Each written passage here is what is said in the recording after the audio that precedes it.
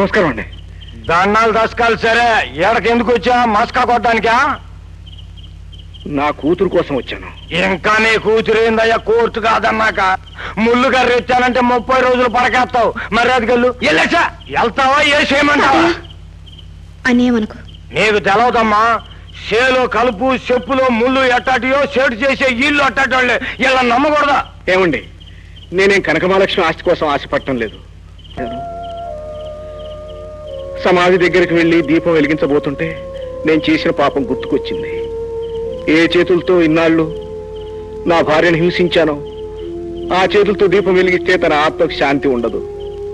అందుకే కూతురుగా నా కూతురు కోసం వెతుకుంటూ ఇక్కడికి వచ్చాను. అమ్మా లక్ష్మి, ఒక్కసారి సమాధి దగ్గరికి వచ్చి కడసారిగా దీపం వెలిగించమ్మా. ఒరా పెళ్ళాం సత్యగా నీకు బుద్ధి రాల. ఎల్లమ్మా ఎల్లు.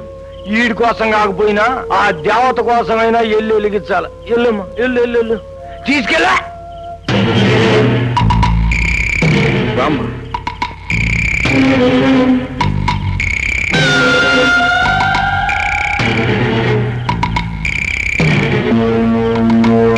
ఇదేనమ్మా మీ అమ్మ సమాధి.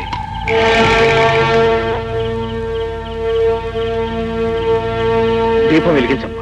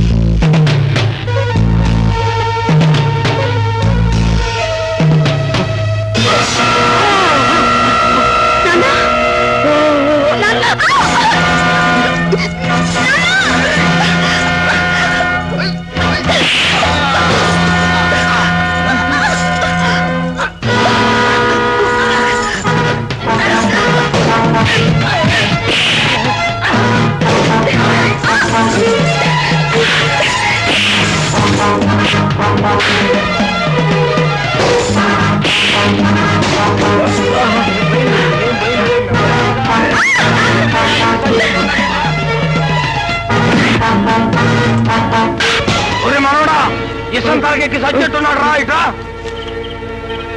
కొట్టు.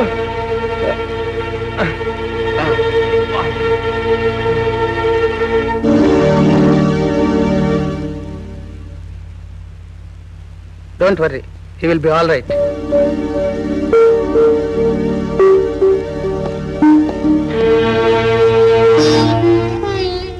అమ్మా, నీ ఉసురు పోసుకోవాలని చూసి నాకు ఊపిరిపోయించావమ్మా.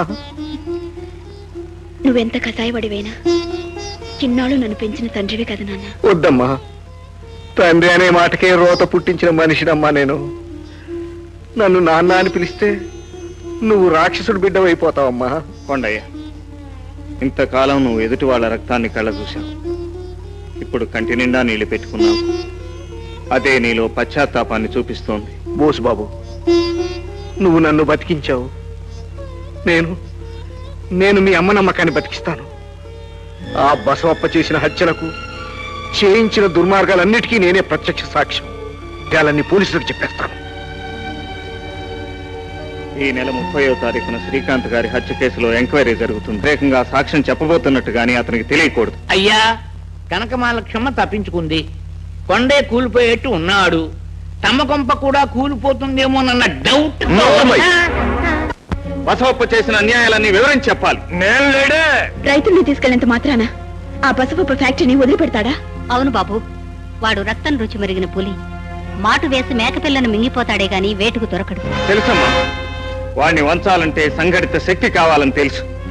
అందుకే రైతుల్ని సమీకరించి తీసుకువెడుతున్నాను. మీ నాన్నగారు ఒకప్పుడు ఇలాగే వాడిని ఎదుర్కొని మా నాన్న చిందించిన ప్రతి రక్తపు బొట్టుకు వాడి నెత్తురు బొట్టుతో ఖరీదు కట్టి బాకే చెల్లిస్తానమ్మా. ఏ పవిత్రమైన ఆశయం కోసం నా తండ్రి ప్రాణాలు అర్పించాడో ఆ ఆశయాన్ని నేను పూర్తి చేస్తాను. బ్యాలెన్స్ షీట్ తయారు చేశారా రామస్వామి? చిత్రం చేశానండి.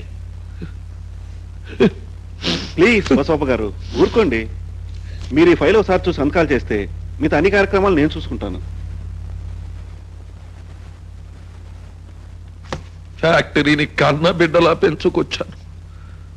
ఆ కొండయ్య గాడి పెళ్ళం ఆస్తి కోసం ఆడిన అబద్ధం కోసం ఇంత దారుణం జరిగిపోయింది. ఊరుకో రామస్వామి, ఊరుకో. కన్న కూతురు అత్తవారింటికి పంపేటప్పుడు బాధగా ఉండదు, అలాగే ఇదేను. 4 రోజులు పోయిన తర్వాత కాన్పు కోసం ఇలా ఇంటికి తిరిగి వచ్చినట్టు నిజాలు బయటపడి మన ఫ్యాక్టరీ మనకే వచ్చేస్తుంది. ఊరుకో. ఇదిగో సార్, వెళ్ళొస్తాను. ఫ్యాక్టరీని జాగ్రత్తగా చూసుకో. పద.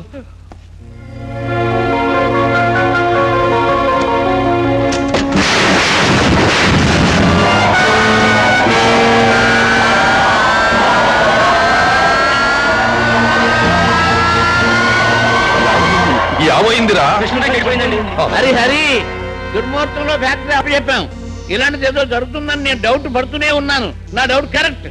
మిషనరీ చెడిపోతే ఫ్యాక్టరీ మూతపడినట్టేనా బాబు గారు? నన్ను అడుగుతావేమిట్రా? కోర్టు వారు హ్యాండ్ ఓవర్ చేసుకున్నారు కదా. మిషనరీ ఏ జకోత్సవేకియా నుంచో తెప్పించి గవర్నమెంట్ ఎప్పటికో వేయిస్తుంది. ఎప్పటికోనా? అయితే వేల కొద్ది ఎకరాలు వేసిన చెరుకుపడినంత ఏం కావాలి? వంట చెరుకే వాడుకోండి. ఇదంతా కోర్టు గొడవల మూలంగా వచ్చింది. కోర్టులో బోసుగాడు కళ్ళబొల్లి కబుర్లు చెప్పి ఆగిపోయావేం బసవప్ప? ఎందుకు ఆపుతానయ్యా? నువ్వు ఆ కనకమహాలక్ష్మి కోర్టులో ఇచ్చిన వాంగ్మూలం వల్లే కదా ఫ్యాక్టరీ నా చేయి దాటిపోయింది. ఈ ఫ్యాక్టరీ నా చేతిలో కనుకుంటే ఇప్పుడు లక్షలకు లక్షలు ధారపోసి విమానంలో మెషినరీని ఇంజనీర్ని తెప్పించి ఫ్యాక్టరీని పనిచేయించేవాడిని, రైతులకి ఏ కష్టం లేకుండా చూసేవాడిని. మీరు పోట్లాడుకుని మా నోటికాడ కూడు పడేశారు కదా.